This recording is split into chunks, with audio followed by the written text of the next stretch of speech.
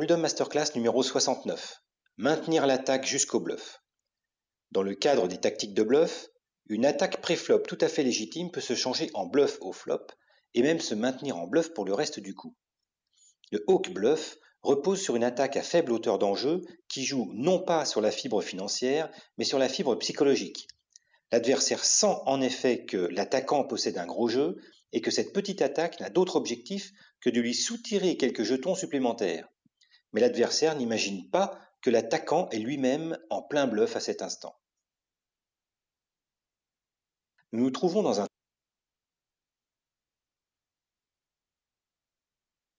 tournoi multitable de province qui a réuni 2 tables de 8 joueurs chacune.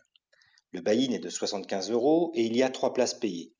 Ce tournoi est un événement régulier dans ce club de l'Ouest, un événement deep stack où les tapis sont profonds par rapport aux blindes.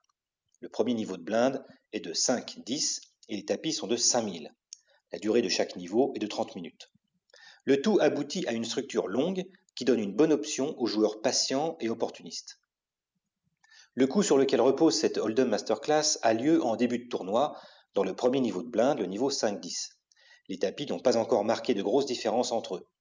Cette période est souvent un round d'observation entre les joueurs, mais elle permet aussi quelques accrochages sérieux. C'est également un moment privilégié pour essayer de monter un gros tapis, ce qui donne un plus grand confort pour la suite du tournoi, car on bénéficie alors de 2 avantages. 1. On a l'avantage de l'intimidation grâce à notre gros tapis. 2. On peut patienter sans se presser pour attendre de bonnes cartes. Pour reprendre l'expression de Tom McEvoy, champion du monde 1983, le gros tapis nous donne le temps d'avoir de la chance, ce qui n'est pas le cas de ceux qui sont obligés de se lancer dans la bataille avec des mains moyennes à cause des blindes devenues trop élevées. Nous jouons à la place de Frankie, un joueur d'expérience, et nous possédons le plus gros tapis de la table à 6500. Nous sommes assis au bouton, ce qui est un avantage décisif, puisque nous allons pouvoir prendre notre décision en fonction de celle des autres qui auront parlé avant nous. Quant à notre main, c'est la paire de rois. Excellente main de départ, puisque, comme vous pouvez le constater, c'est la deuxième main après la paire d'as sur les 169 mains possibles. Attention cependant à 2 choses. 1. Il faut toujours protéger ses mains fortes pré-flop pour éviter d'avoir trop d'adversaires, donc il faut relancer. 2. Si un as arrive au flop ou si le flop est dangereux, nous devons essayer alors de modérer nos élans et jouer en finesse, tout en nous tenant prêts à jeter nos rois si nous nous sentons plus favoris.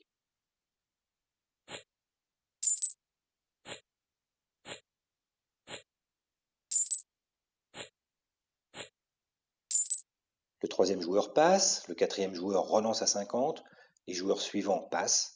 Nous relançons à 50, les blindeurs passent et l'ouvreur paye les 100 supplémentaires. Le quatrième joueur relance à 50, ce qui est une relance agressive, à 5 fois le surblinde. Nous avons tout à craindre de ce joueur qui s'appelle Karl et qui a déjà eu un prix national en 2004. C'est un bon joueur, régulier, qui ne fait rien à la légère. Les joueurs suivants passent. Nous pourrions suivre, mais il vaut mieux relancer pour 2 raisons. 1. Pour avoir une meilleure image d'attaquant pour la suite du coup, ce qui est généralement très utile. 2. Pour éviter qu'un autre joueur n'entre dans le coup, pour mieux protéger notre main. Nous décidons de relancer au triple, à 150, ce qui est suffisant car cela représente 15 fois le surblinde. Objectif atteint.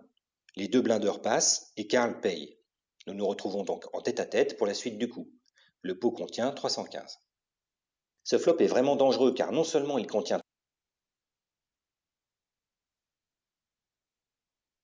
3 grosses cartes, mais en plus, il permet un tirage à couleur et aussi une quinte directement pour celui qui possède roi 10.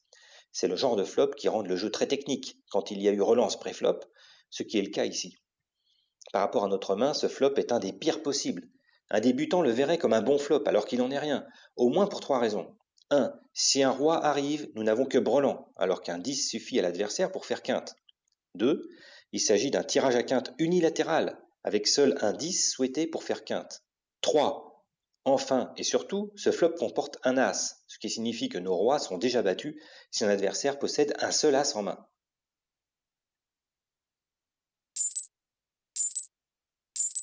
Karl ouvre à 300, nous relançons à 600 et Karl paye les 300. Karl décide d'ouvrir à la hauteur du pot, c'est-à-dire à 300, malgré notre surrelance pré-flop. C'est un choix agressif qui nous empêche de faire ce qu'on appelle le continuation bet et qui procède aussi de la nature du flop. Nous nous trouvons dès lors devant un dilemme entre passer et relancer. Payer est inenvisageable car cela nous ferait perdre l'avantage de la surrelance pré-flop et nous ne devons pas essayer de courir derrière cette quinte qui n'a que 8% de chance de tomber à la turn. Passer est bien sûr une solution, sage sans doute, mais nous savons par ailleurs qu'à la place de Karl, si nous n'avions rien au flop, nous ouvririons aussi comme il l'a fait. Notre profondeur de tapis et notre place de chip leader de la table nous permet d'essayer d'arracher le pot tout de suite, au cas où Karl serait en bluff, car notre image est celle d'un possesseur d'as-roi au moins. C'est pourquoi il est beaucoup plus logique de relancer ici.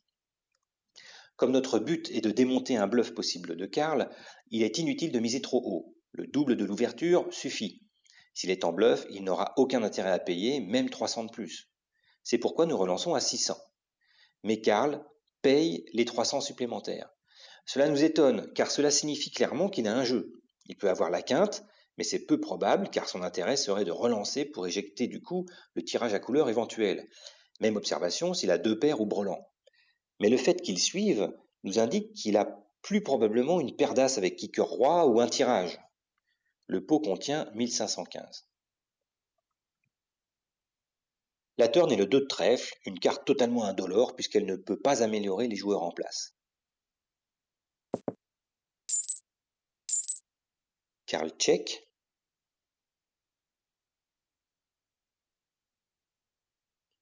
Nous ouvrons à 1500 et Karl paye. Cette fois, Karl se contente de checker. Le pot contient 1515 et nous devons essayer de l'arracher tout de suite. Nous ne devons pas laisser Karl avec un tirage à quinte ou couleur, donc il faut une ouverture haute. Nous choisissons l'ouverture à la hauteur du pot à 1500. Mais Karl s'accroche une fois de plus et paye les 1500.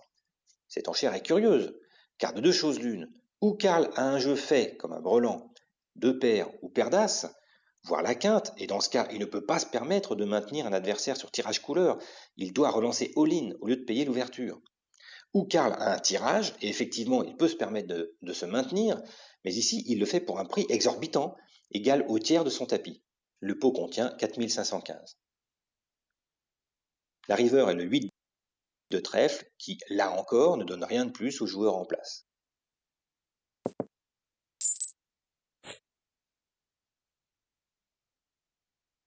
Karl check.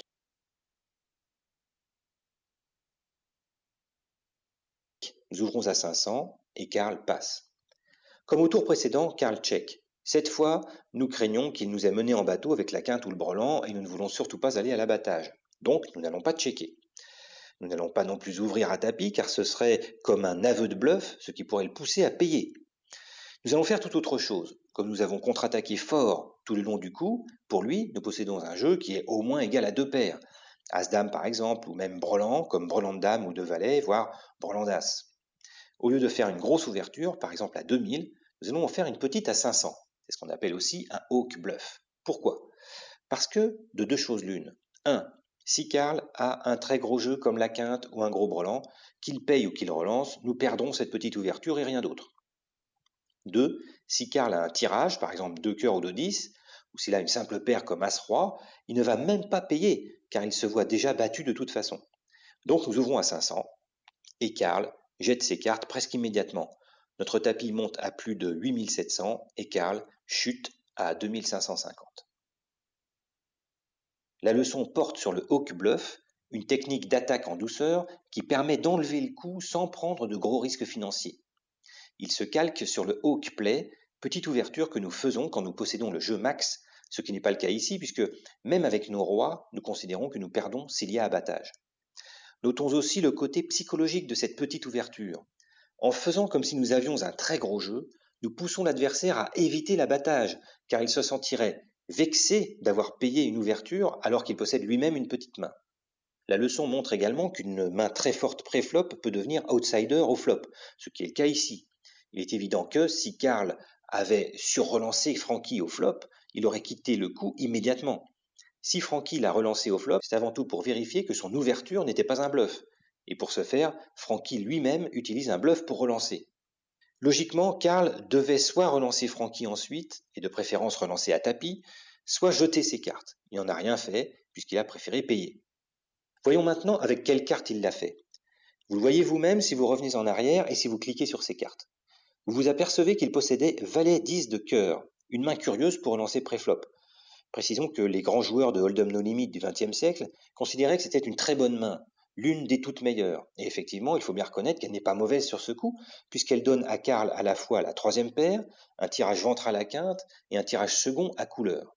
Si nous ne comptons pas les rois de Francky, Karl avait donc 15 outs, soit 15 cartes améliorantes pour la suite du coup, soit plus d'une chance sur deux d'améliorer. La bonne enchère au flop, après la relance de Francky, aurait donc été de faire all-in. De cette manière, Karl aurait pu voir deux cartes pour gagner, la turn et la river. Mais vous pouvez émettre une objection. S'il l'avait fait, il aurait perdu le coup et perdu tout son tapis. Faux. Comme il aurait fait all-in au flop, Francky ne l'aurait pas suivi avec sa simple paire de rois et Karl aurait gagné le coup dès le flop, ce qui l'aurait fait passer à 5500. Entre terminer le coup à 2550 et le terminer à 5500, il n'y a pas photo.